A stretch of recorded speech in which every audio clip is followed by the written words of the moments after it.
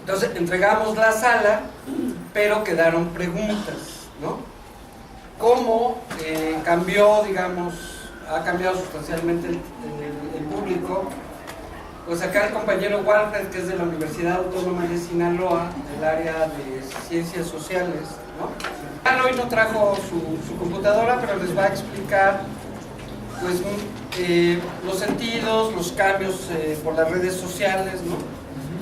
Platícaselos así, Charles, para que al final, pues, los que hayan tenido, digamos, preguntas, pues se las hagan. Yo tengo algunas, ¿no? Los compañeros también tienen algunas, y podamos dar paso para que más o menos alrededor de las 10 de la mañana llegue Félix Hoyo, ¿no? Bien, adelante. Son 15 minutos y otros 10 de preguntas y respuestas, ¿no? Sí, más o menos. Bueno, veo muchas caras nuevas en comparación a las que vi ayer. Ayer traía una posición de unos 40 45 minutos.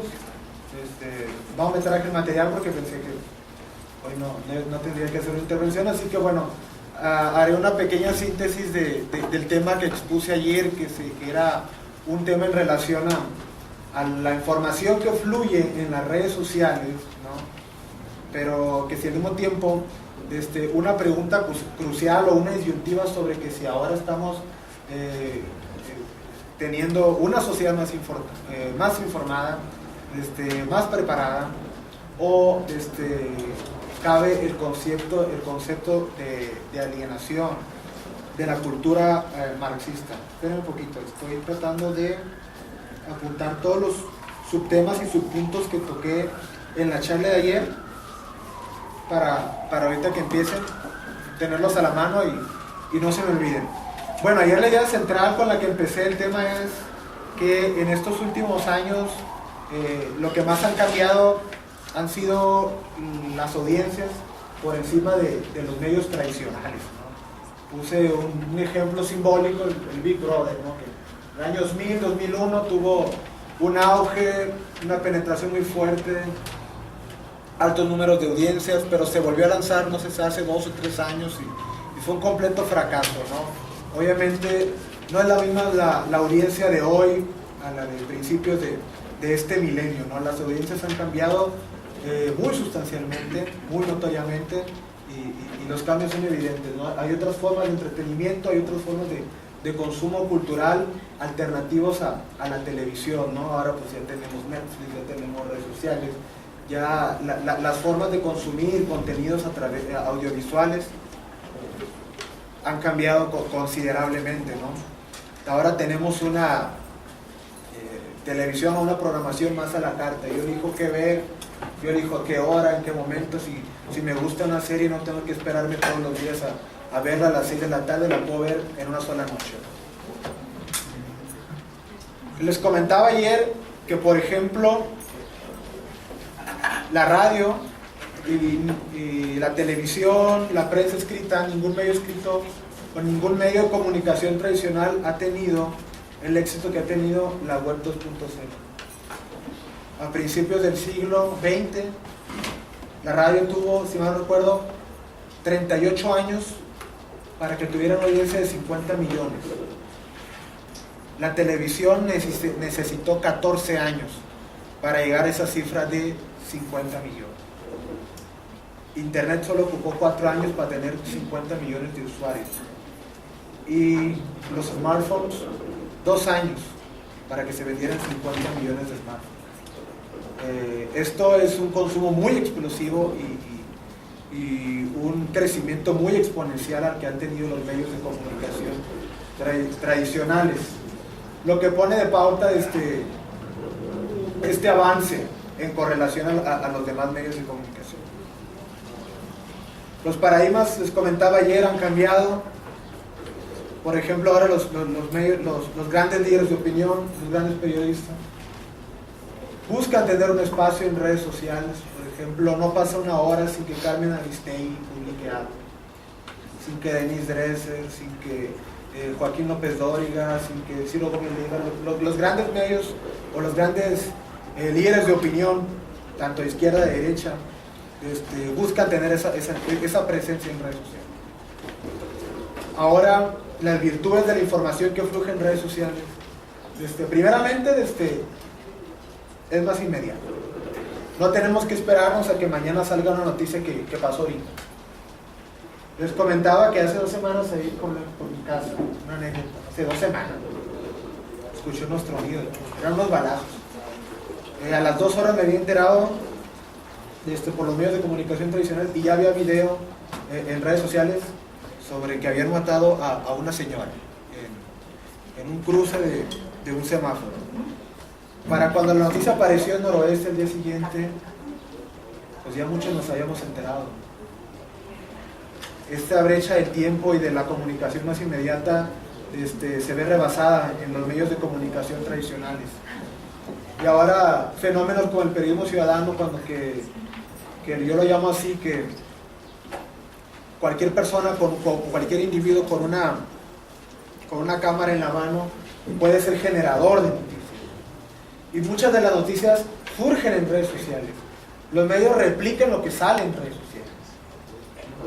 Les comentaba, les puse ayer el ejemplo de los lords, los ladies, este ejemplo de, ¿cómo se llamaba el lord que quería atropellar un bicicletero?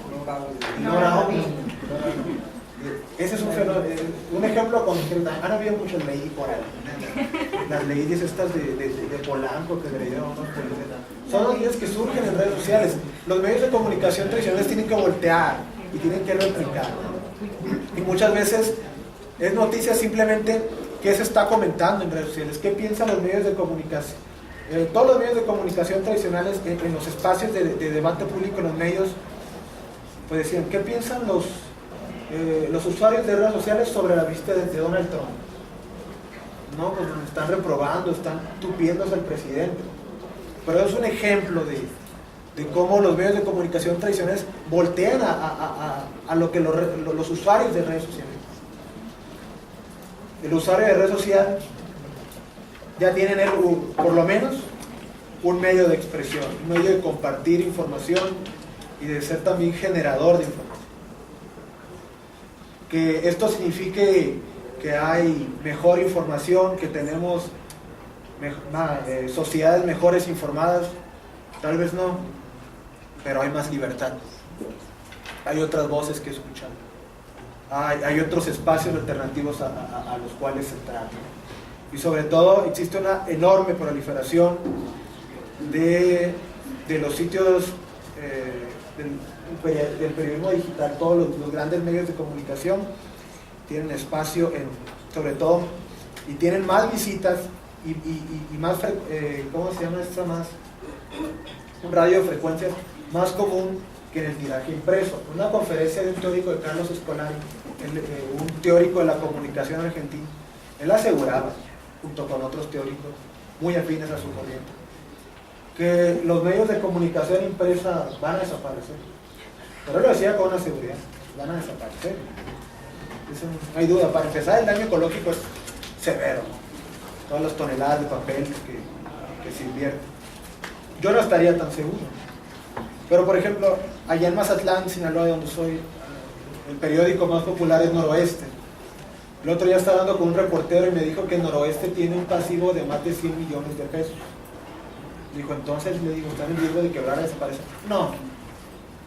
Los empresarios lo mantienen, nunca lo van a dejar caer. Noroeste puede tener unos pasivos de 100, de 200 millones, pero nunca va a desaparecer. ¿Por qué? Porque los empresarios invierten, nunca lo van a dejar crecer, porque tener una ventana de expresión, una arena política, es muy, muy importante para muchos grupos empresariales que financian al periodismo impreso, ¿no?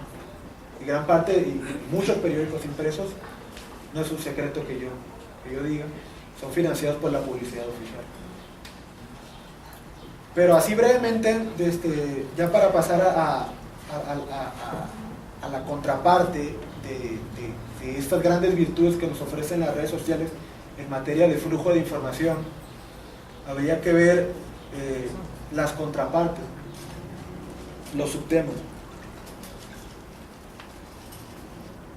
Primeramente tuviera que ver el tema de las noticias falsas. Yo le decía ayer que el paradigma o la idea de los medios de comunicación tradicionales es que las malas noticias son las que venden. Una buena noticia no vende.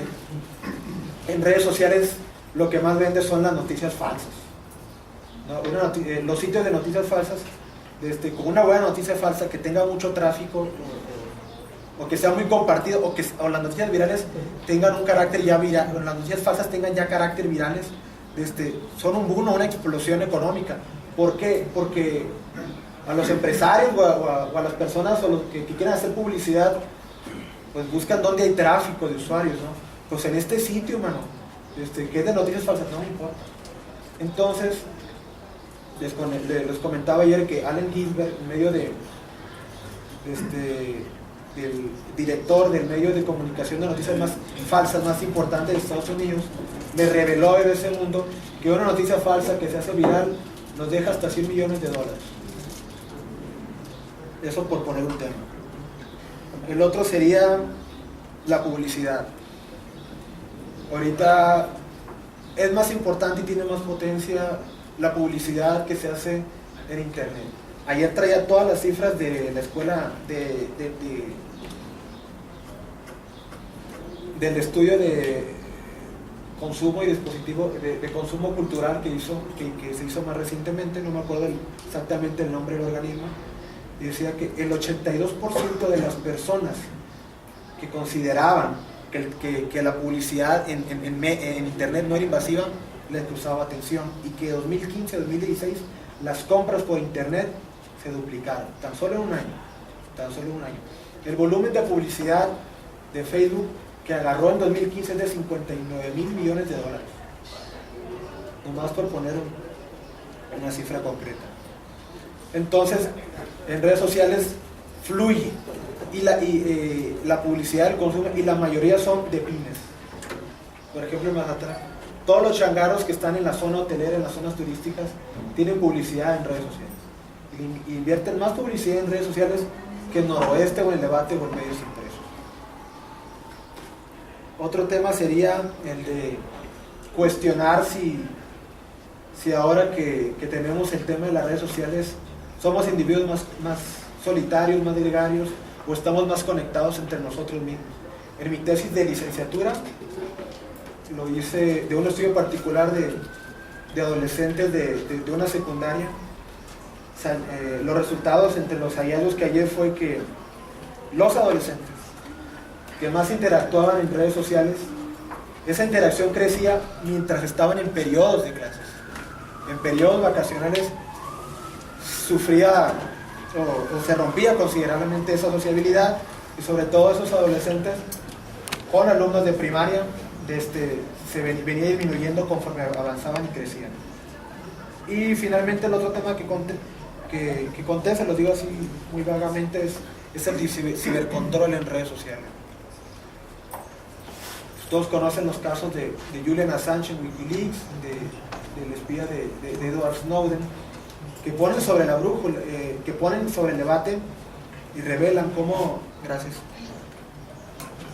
revelar información en redes sociales es trabajar gratis para las grandes agencias de vigilancia y control de los Estados Unidos, ¿no? El ciberespionaje ahorita es la nueva forma de control, y la persona que crea que es totalmente libre en internet, pues tuviera que tener argumentos muy fuertes para refutar eso, ¿no?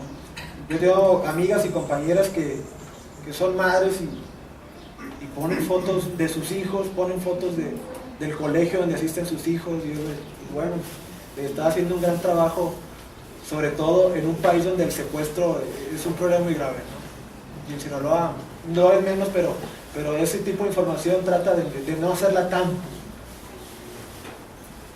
Y finalmente ponía en debate yo la idea central del tema de la alienación marxista, ¿no? De que si ahora las redes sociales en realidad, yo lo cuestiono, le dejo la pregunta al aire general, no quiero yo aquí establecer un punto personal.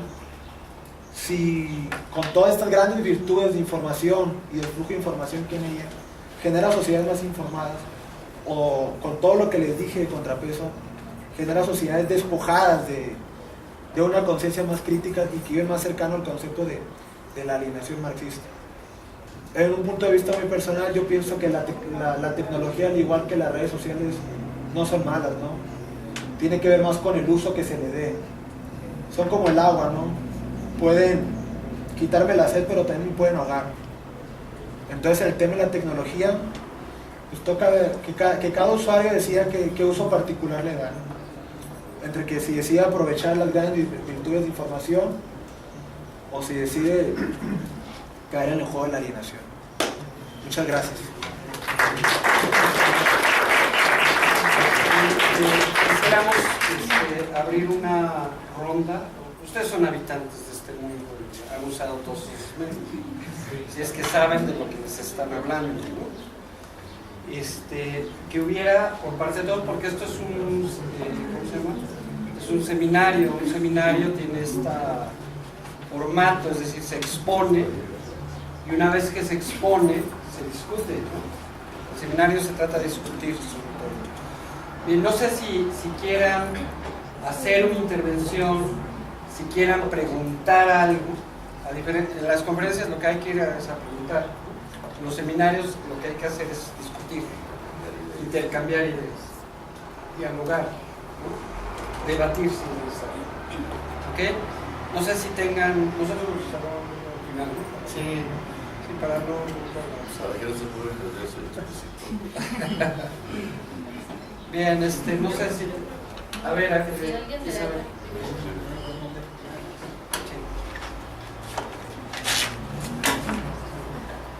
Bueno, a mí me tocó ver ayer la exposición del compañero y me quedé reflexionando en el día de ayer todo este análisis tan completo que haces, ¿no? de los tipos de redes sociales, para qué se usan, noticias falsas, etcétera. Me parece un tema muy actual, un análisis profundo, y creo que a mí lo que me permitió ver es cómo las redes sociales en ciertos países han sido medios protagónicos para revoluciones, ¿no? Para movimientos revolucionarios de emancipación en la sociedad. Y me da mucha curiosidad cómo es que en México, en algún punto, claro, las redes sociales han sido también el medio que la sociedad hemos usado para organizarnos, para protestar, para informarnos unos a otros de lo que pasa, de lo que no nos dicen en los medios tradicionales de comunicación. Pero también ahora me doy cuenta como el gobierno ahora como que la ha volteado, ¿no? O sea, como entonces, además ahora ya se usan también las redes sociales como medio de desmantelamiento de toda esa organización. Recuerdo en fechas recientes, cuando lo del gasolinazo, las protestas estaban fuertes, ¿no? Y se sentía como un ánimo así como de, al fin, ¿no? Así como que al fin están despertando, o estamos despertando, nos estamos organizando, estamos protestando como se debería, ¿no? Y entonces, ¿cómo se hace ese uso? Yo dije, no, golpe bajo, qué sucios, ¿no?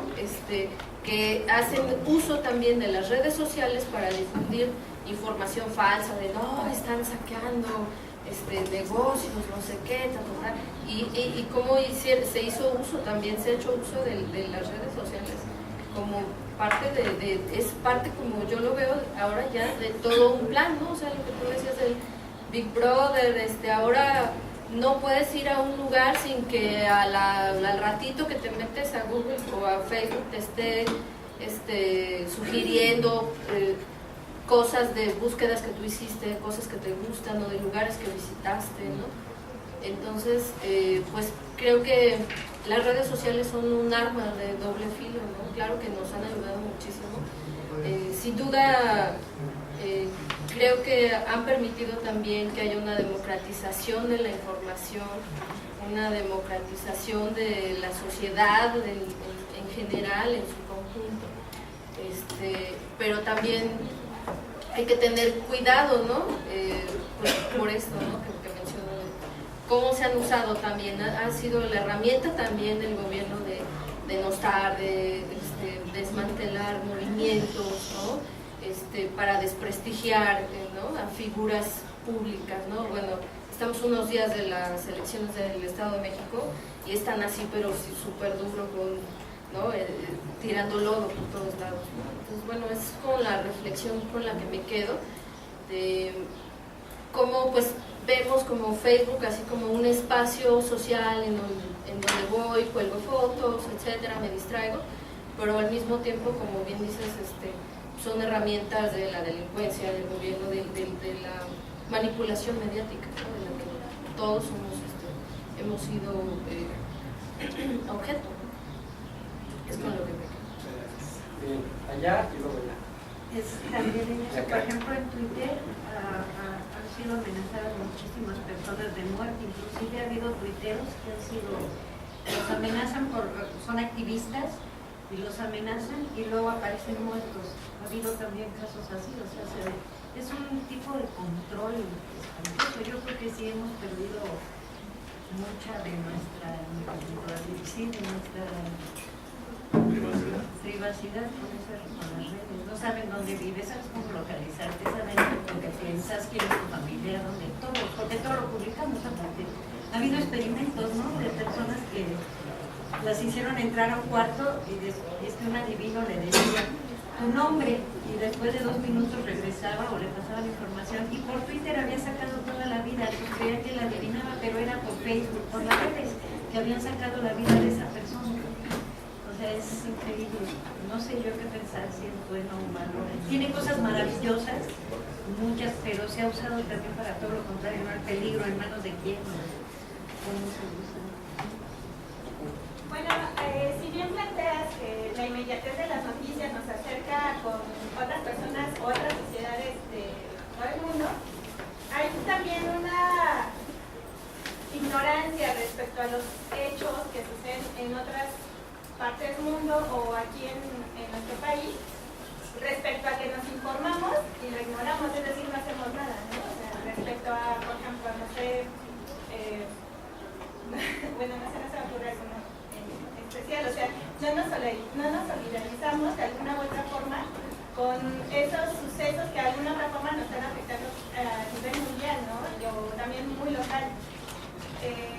Ahora bien, hay una desproporción considerable respecto a lo que mencionaba un poco la compañera al principio, respecto a, si bien se ocupan para convocar a la acción social estos medios de comunicación, es muy desproporcional en comparación a las personas que realmente asisten, ¿no? Es decir, recuerdo una frase de Broso, ¿no? Que se me hizo muy ingeniosa, que decía, es que son héroes huevones, ¿no? O sea, pero de web, o sea, sí, le doy mal chido, me late, participo, pero eso también disminuye la acción social, ¿no? Si ustedes tienen como esta atención. ¿Y cómo crees que impacta respecto a la difusión de noticias, respecto a, por ejemplo, la violencia o, bueno, en el caso se me viene a la mente en concreto el caso de un niño, ¿no? Que pasaban que había sido todo bombardeado y el niño estaba ahí como todo sacado de una patrulla, no me acuerdo en dónde la vi, ¿no? O sea, estas imágenes constantemente se están como repitiéndolas, ¿no? Entonces lo vemos también en nuestro contexto diario, ¿no? Como la violencia, ¿no? Verbal, física, en varios aspectos. ¿Cómo puede esto impactar y anular esto ¿crees que esto anula el impacto para desembocar en una naturalización de la violencia? Es decir, ¿esto podría influir en que ignoremos, por ejemplo, ese tipo de asuntos? ¿O qué está pasando ahí? O sea, ¿tú quieres como...? Sí, pero... Ahorita. ¿Vas tú? ¿No?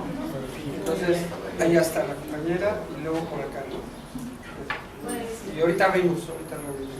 Regresando un tanto a lo que han comentado en participaciones anteriores acerca de igual lo que decías ayer, el ejemplo que ponías del activismo en redes, creo que ya se ha tocado. Creo que pues sí, no se pasa totalmente de aquel asisto o de aquel like o aquel comparto o cambio mi perfil y pongo algo activista a la acción. Y voy a poner un caso concreto, bueno, ya lo mencioné, es el movimiento de aquí de la escuela, que es algo en el espacio que convivimos.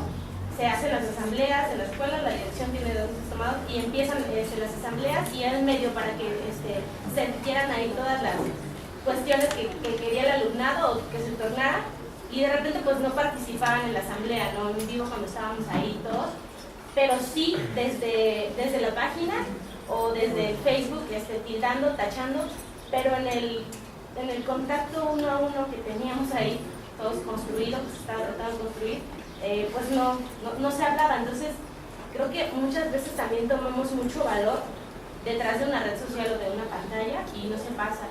Y otra cosa que creo que también es muy importante es las relaciones sociales, cómo han cambiado, ¿no? Cómo se gestan ahora, y que creo que sí estamos muy enajenados en ese imaginario, concretamente de Facebook, y cómo es que se torna nuestra vida diaria tan importante, y sí creo que somos más sedentarios. Entonces de repente puedes estar en una conversación y con emoticones poniendo jajaja, que en realidad no estás haciendo eso, ¿no? O sea, vives una vida muy solitaria, y creo que esa cuestión de las relaciones sociales, cómo han cambiado, es muy importante y nos pega muchísimo. Y creo que tu trabajo es muy bueno. Gracias. Sí, bueno, exactamente también comparto la misma opinión que mi compañera. En efecto, creo que es algo que atiende a la historia inmediata, atiende a procesos que estamos viviendo. Entendernos como sujetos históricos es parte fundamental. Mi reflexión va encaminada también a me gustaría conocer tu opinión.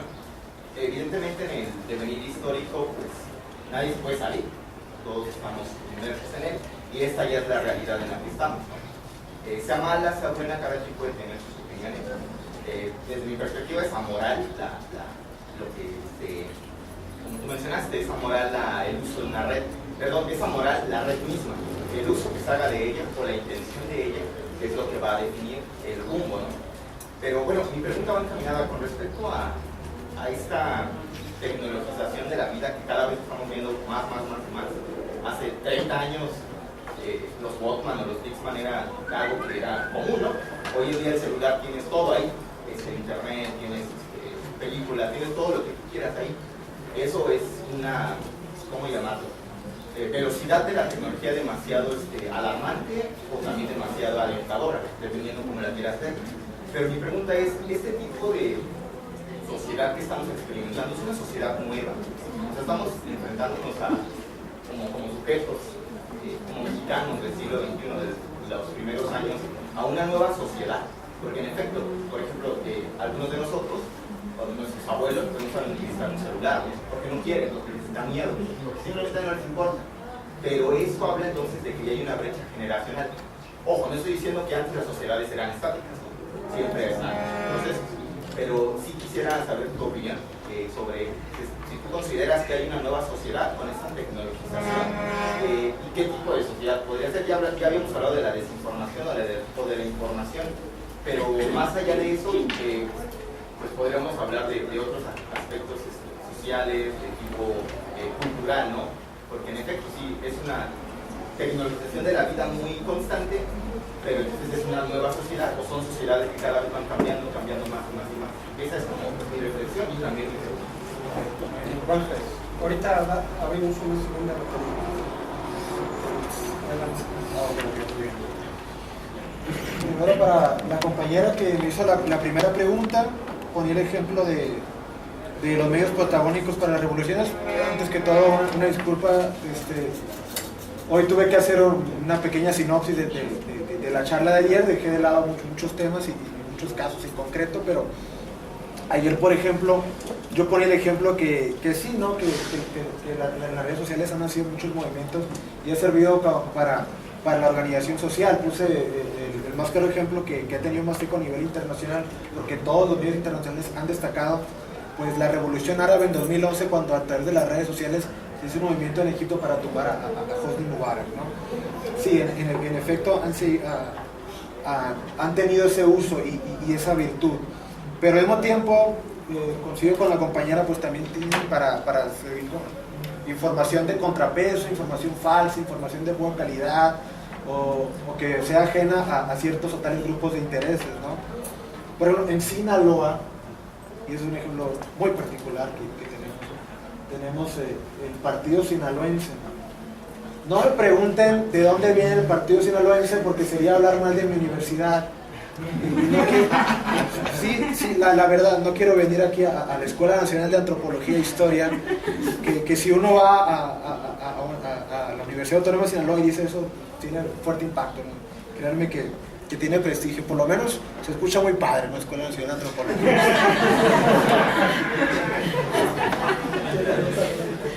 Pero lo que les quería decir es que el PAS tiene una relación muy cercana con la Universidad Autónoma de Sinaloa. Si tú hablas mal del PAS, tienen ellos una página que se llama Proyecto X, ¿no? Donde están todos los intelectuales o pseudointelectuales que dicen, ese Carlos Borra que hizo un comentario crítico sobre el PAS, no sirve, sus comentarios por favor, y hacen una pseudoanálisis político-científico, pero lo que más hacen es calumniar o desprestigiar. Bueno, sí, en esencia, las redes sociales también abren esta libertad para que todas las voces se oigan, y de todas las voces no incluye las mejores o las más nobles o la que persigue los mejores fines, ¿no? Eso es algo que cabe en eso de las redes sociales, pero no deja de ser esta gran ventaja que es la libertad de la pluralidad, que más voces se oigan, pero no puede detener cuando no se persiguen o no se encausa bien esa libertad, ¿no? La pérdida de la privacidad que comentaba la compañera, sí, ayer yo ponía el ejemplo de que pues, no podemos estar en un lado sin yo poner, ¿no? Walter Juárez en Escuela Nacional de Antropología dando una conferencia, ¿no? Yo les ponía el ejemplo de que tengo unos compañeros de que no pueden ir a un aeropuerto porque, no lo tienen que poner en el Aeropuerto Internacional de la Ciudad de México, Benito Juárez. Órale. Pero el hecho de que todas esas personas constantemente estén haciendo pública su localización, dónde están, qué están haciendo, pues bueno, es exponerse también para todo lo que ya hemos hablado del control de la privacidad. Yo recomiendo siempre pues, hacer un uso responsable también de la privacidad, ¿no? Hasta donde yo determino que quiero que se sepa de mí, pero eso que se sepa de mí también puede ir en mi contra, ¿no? Hay una frase que todos conocen, un refrán que dice, todo lo que ya será usado en tu contra. Bueno, todo lo que tú subas a redes sociales puede ser usado en tu contra, ¿no? Y si tú revelas información aquí en mi casa y ahí está donde vivo, y si algún día te quieres hacer un personaje público, pues ya tus opositores ya le revelaste de ellos para ir y llenarte huevos en la casa, ¿no? Por poner un ejemplo, ¿no? En el caso de, creo que fue la compañera, no me acuerdo quién fue de allá, sobre cómo si nos solidarizamos, ¿no? con las tragedias internacionales. Eso en las redes sociales solo es el reflejo de los valores culturales, ¿no? Por ejemplo, cuando fueron los atentados en Francia, todo el mundo puso de fondo la bandera de Francia, ¿no? Pues órale, yo quiero que me relacionen con Francia, y mi foto de perfil tenía el fondo de Francia por solidaridad con Francia. Meses después hubo un terremoto, y decían, todos somos Francia, ¿no? Sí, todos somos Francia. Meses después hubo un terremoto en Haití con más víctimas mortales y nadie era Haití. Yo soy Francia, no Haití, ¿no? Eso refleja otro tipo de valores morales, ¿no? Que solamente se reflejan en el uso de redes sociales, ¿no? Entonces, si la gente se solidariza o no, solamente se va a ver reflejado en redes sociales qué tan solidaria es una sociedad. No necesariamente que las redes sociales vayan a cambiarlos y nos vayan a volver seres más solidarios. No necesariamente, soy escéptico de eso, ¿no? Creo que en parte en redes sociales somos un reflejo de lo que somos, porque elegimos qué poner ahí y cómo comportarnos, ¿no? Sherry Turkle decía, no, es que no está tan peleado nuestro personaje virtual con nuestro personaje real, ¿no? Tú no te puedes disociar, ¿no? completamente de lo que tú eres en persona con lo que tú eres en redes sociales, ¿no? Hay un parecido muy similar, aunque quieras parecer el tipo más chingón del mundo, ¿no? Y yo quiero subir aquí mis fotos en la Escuela Nacional de Antropología, pero no subo fotos que me avergüencen, ¿no? Yo elijo qué publicar, ¿no? No deja de ser un reflejo de lo que somos. También hablaban sobre, no entendí bien tu pregunta sobre si esta violencia tan exacerbada o expuesta de manera tan barbarie legitima un poco o hace que normalice nuestra percepción de la violencia y que, por ejemplo, lo veamos como algo muy normal. Si esa era tu pregunta. No es algo que surge en redes sociales, ¿no? El periodismo amarillista existía desde antes, ¿no? Y por ejemplo, Noroeste, que es el periódico de más tiraje y de más influencia, por lo menos en Mazatlán, no en Sinaloa, pero sí en Mazatlán, pues resulta que el que tiene más tiraje no es Noroeste, tiene más tiraje sus secciones amarillistas, que son Primera Hora, ¿no? Por ejemplo, me dijo el periodista, ¿sabes qué es lo que nos mantiene, güey? Primera Hora. Y antes, por ejemplo, el gritón que salía, y ándale, y apareció esta noticia, ahora sale gritando, desde balacera, rugen las metrallas, mis compañeros aquí en Mazatlán no me dejarán mentir, y hasta ponen sonidos de balazo, ta, ta, ta, ta, ta, ta, ta, rugen las metrallas en Mazatlán, ¿no? Entonces yo creo que eso ya viene desde antes, no necesariamente en redes sociales. También habló sobre cómo, creo que fue la compañera, la clave de pseudosocialidad, y también de cómo hacemos muchas veces la revolución en redes sociales. ¿Quién fue el que dijo el ejemplo de Broso, que somos héroes huevones? Creo que fue usted. Sí, yo ayer puse el ejemplo de la semana antepasada, fue una marcha por el asesinato, el homicidio de Javier Valdés, que yo tuve la fortuna de conocerlo, y créanme, era un tipazo. Nos dio una conferencia, lo único que nos cobró fueron los viáticos, y una noche antes le hablé, señor Javier Valdés, ¿va a poder venir? Claro que sí, pobre de mí que no vaya. Y él no nos estaba cobrando nada. En redes sociales estaba convocando una marcha muy fuerte. Todos somos Javier Valdés y vamos a la marcha, viral totalmente. Todos mis contactos en Facebook estaban compartiendo eso. Cuando fui a la marcha había no más de 500 personas. No, ya la marcha ya había sido en Facebook. ¿Para qué iban? Ya habían compartido, ¿no? Entonces ayer yo tenía un ejemplo que explicaba teóricamente cómo este proceso de alienación nos hace de alguna forma sentirnos, ¿no? Y muchas veces la revolución se queda en lo digital, explicándolo ahorita así de manera escueta. Para el tema de la pseudosocialidad, sí, yo hice un estudio sobre redes sociales, y una de las conclusiones fue que por lo menos Facebook, en el estudio, en el caso particular que yo investigué, no estaba hecho necesariamente para crear lazos fuertes de amistad. Los lazos fuertes de amistad se consolidaban en la relación interpersonal cara a cara, no dentro de la relación virtual. De hecho, la relación virtual era solo un reflejo o un traslado de la relación que teníamos en persona cara a cara, ¿no? Creo que por la investigación que yo hice, más que nada está hecho para que lazos débiles de amistad pues puedan estar en contacto y de vez en cuando ir a echarse un café, hoy tengo mucho que no te veo, vamos, pero no necesariamente para crear relaciones fuertes de amistad dentro del espacio virtual. Una relación fuerte de amistad no creo que se forme y se consolide ahí. La última pregunta fue de que si existe una nueva sociedad. Entonces ayer creo que ponías el ejemplo de que ahora se está amalgamando en una red social nuevas funciones, más y más, varias funciones. Ayer yo ponía el ejemplo de Facebook como una web centrípeta.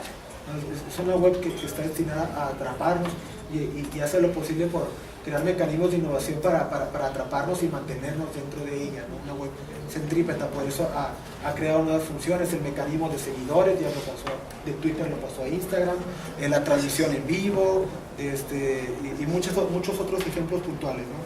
Pero respondiendo puntualmente tu pregunta sobre si hay una nueva sociedad solo necesariamente por esto, por los nuevos cambios tecnológicos, yo diría que no. No existe una nueva sociedad, existen nuevos cambios tecnológicos que afectan e influyen en la dinámica social, pero una nueva sociedad sería como que nos morimos y volvieron a ser la especie humana, ¿no? Así lo entendería yo. Todos tenemos pasado y somos herederos de nuestro pasado, ¿no? Y eso es algo que también nos influye y nos define. No por nada estudiamos la historia de México, la historia de nuestros padres. ¿Quiénes fueron nuestros padres? Influyen en quiénes somos ahora, ¿no? No podemos desligarnos de la historia que traemos atrás, ¿no? Entonces, Ayer yo os ponía el ejemplo de que sí, los cambios de la comunicación han sido muy bien abrazados y recibidos. No se han visto con mucha desconfianza, y sobre todo los nuevos cambios de comunicación digitales. Pero no necesariamente esto crea una nueva sociedad, solamente crea nuevas dinámicas sociales y nuevas dinámicas de comunicación dentro de los habitantes de una sociedad. Vamos a cerrar. Bueno, es importante, él está trabajando esto. Y me parece que lo que trabaja él y lo que trabajan en cuanto cada uno de ustedes es muy importante para generar una comprensión sobre el nivel social, que es parte pues también del propósito del seminario de pensamiento crítico, memoria e historia, ¿no? Es decir, de lo que se trata es de responder a la necesidad de un pensamiento crítico para dar respuestas sociales, ¿no? Es decir, para dar una respuesta social, primero en el plano del conocimiento y también en el plano de la claridad de lo que se puede hacer hacia adelante. A mí me gustaría cerrar porque, bueno, me fui reservando, y me parece que una parte que a lo mejor no desarrollaste mucho, pero que es muy importante, es la parte de la alienación. O sea, sí, ayer hablabas un poco de alienación como extrañamiento, ¿no? Como autoextrañamiento, que no es necesariamente la raíz etimológica, ¿eh? O sea, en realidad si uno ve en el diccionario, alienación y enajenación son lo mismo, o sea, no vas a encontrar una diferencia, pero en los trabajos de Marx, a partir de lo que son los cuadernos de París, fundamentalmente, donde habla de la enajenación, y luego en los manuscritos económico-filosóficos de 1844, básicamente en el tercer manuscrito, o sea, ahí es donde Marx juega con los conceptos de ideología, que no es el concepto común y corriente de lo que es ideología para todos, porque ahora ideologías son ideas, entonces si yo quiero puedo ser nazi, y si quiero puede ser que son verdaderas barbaridades, porque el mercado, ahí esa visión es ideológica finalmente, porque el mercado nos está envolviendo en una especie como de oferta y demanda de ideas, y entonces neutraliza las ideas como si el fascismo, por ejemplo, fuese una elección, ¿no? Y no ideas que se producen como respuesta en un contexto revolucionario, ¿no? En contra de la revolución, por ejemplo, es una respuesta en contra de la sociedad. O sea, no se da golpe de Estado porque se quiera más libertad, ¿no? Se da golpe de Estado porque la población en un momento dado quiere libertad, y entonces la libertad que exige la población para la clase alta es muy peligrosa y hay que cortarla de tajo. Entonces no están navegando las ideas. Alienación en este sentido, pues tiene que ver más, en los años 70 se dio mucho el texto de Matelar, ¿no? Sobre, para leer al Pato Donald, como si leer el Pato Donald nos enajenara. Y si no, más bien el Pato Donald fuera el reflejo social de esa alienación, que es al revés. Entonces no leas el Pato Donald para que no te alienes, no veas televisión para que no te alienes. ¿Dónde está el peligro de la alienación? El peligro de la alienación está en la dinámica interna del funcionamiento social de la sociedad capitalista. Somos mercancías, no podemos ver más allá de nuestro proceso de atomización. Generar un proceso de autoconciencia es un proceso muy complicado. Lo más difícil es tener conciencia, lo más fácil es tener ideología, ¿ok? Porque la propia sociedad nos va envolviendo. Entonces, esa parte me parece que sería interesante en tu trabajo, es decir, sería muy interesante empezar a ver qué de la dinámica social lo es, ¿no? Y finalizo con esto y para presentar también a Félix, ¿no? Nosotros en en el año 2000 más o menos, ¿no? Que fue cuando nos conocimos, ya estaban las tecnologías de red. Se estaba pasando de la web 1.0 a la web 2, ¿no? Y cuando estábamos pasando esto, pues estaban pues ya todas las grandes movilizaciones de Davos y de todos estos lugares que se convocaban por internet, ¿no? Entonces en ese momento decimos, pues utilicemos la nueva tecnología, utilicemos la nueva voz, ¿no? De todo esto, y tratemos de generar una red de contacto del pensamiento crítico a nivel general, a nivel social, ¿no? Y entonces pues trabajando juntos, yo estaba trabajando con él en la tesis, pero también estaba trabajando con él, empezamos a trabajar esta noción de red. Y entonces Félix es fundador y promotor de una red muy importante que tomó en aquel entonces el nombre de la Red Libertaria Praxis. La Red Libertaria Praxis fue un foro muy importante donde se empezó a discutir en México pues muchos de los pormenores, ¿no? En ese momento había una coordinación nacional de lucha contra el neoliberalismo donde estaba Never y Baden, todos estaba desde el Frente Francisco Villa pasando por los zapatistas, todo, Samuel Ruiz, estaban ¿cómo se llama? Los maoístas estos del Frente Popular Revolucionario, estaban todos.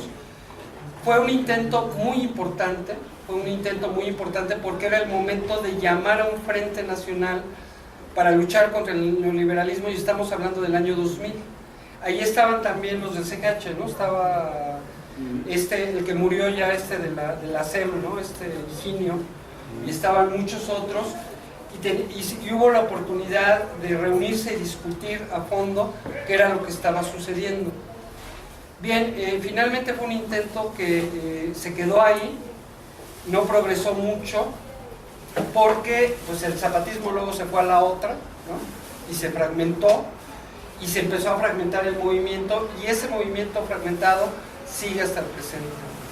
Entonces, el propósito del seminario es generar un pensamiento crítico a través de varias razones. Primero, llamar a un seminario semestral en donde se discutan este tipo de cosas. Es decir, darnos un espacio, que sea un espacio donde sobre todo discutan los jóvenes, porque el problema con muchos de los compañeros de nuestra generación es que se sienten realizados, y muchos de ellos ya son verdaderos activistas huevones. Es decir, ya no van a las marchas, en el mejor de los casos, porque a veces son hasta muy reaccionarios, ¿no? Entonces, la dinámica social los ha envuelto, y lo que está existiendo en este momento es lo que se llama un relevo generacional. Y en ese relevo generacional, pues hay varios ángulos que tenemos que abordar, y que yo creo que va a abordar también Félix, que es, número uno, que nos toca hacer a nosotros como generación, porque no nos hemos muerto. Así como mi mamá, yo le decía cuando yo era joven, no, pues ustedes son otra generación, y decía, yo no me he muerto, yo estoy aquí, y por lo tanto tengo voz y puedo seguir hablando, y tengo percepción, y te puedo decir también las cosas, ¿no? Entonces, no hay generaciones, hay generaciones que tienen más fuerza o más protagonismo por el número, pero las generaciones anteriores no se han muerto, ¿no? Segundo, o sea, ¿cuál es el punto de contacto entre la generación del baby boom, ¿no? Somos acá nosotros, y la generación del millennials, que son ustedes? O sea, ¿cuál es el punto de contacto? Bueno, lo que nos hemos dado cuenta es que el pensamiento crítico no fluyó hacia la nueva generación. Parte del problema, por ejemplo, del CGH fue que se fueron solitos. Y entonces de pronto, cuando ya habían ganado la huelga de la universidad, no sabían que había que negociarla, porque el Estado no te va a perdonar si tú no lo haces. Y entonces el problema es que se aneciaron hasta que la policía les ocupó la universidad, cuando todo el mundo les decía, negocien ya, o sea, paren esto.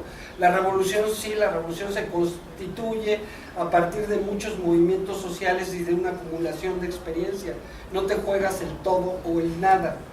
O sea, hay que acumular experiencia, hay que recuperar la mejor experiencia del pensamiento crítico, hay que recuperar a Marx, que ahora regresa, ¿no? Y regresa porque las contradicciones del capitalismo no han acabado, ¿no?